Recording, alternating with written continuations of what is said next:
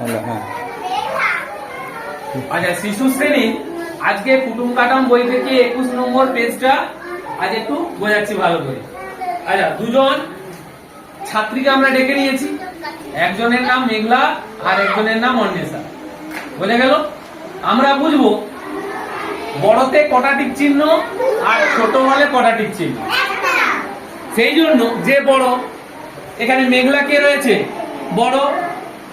আর অন্বেষা কে রয়েছে? ছোট। এবারে আমরা জানবো কি মেঘলা বড়, সেই জন্য এখানে কি না দুটো টিক চিহ্ন, তাই তো। আর এখানে অন্বেষা ছোট, সেই জন্য আমরা কি দেবো? একটা টিক চিহ্ন। এইটা মনে রাখলেই তাহলে 21 নম্বর পেজটা আমাদের হয়ে যাবে।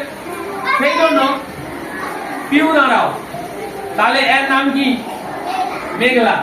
বুঝতে পারলি তো? তাহলে এর মাথায় আমরা কটা টিক চিহ্ন দেবো? দুটো। কেন? হ্যাঁ হ্যাঁ, বড় বলে। আচ্ছা, এর মাথায় তাহলে কটা টিক চিহ্ন দেবো? একটা। কেন? হ্যাঁ, তাহলে এর ছোট বলে। এই জিনিসটা বোঝা গেল তো? বাস।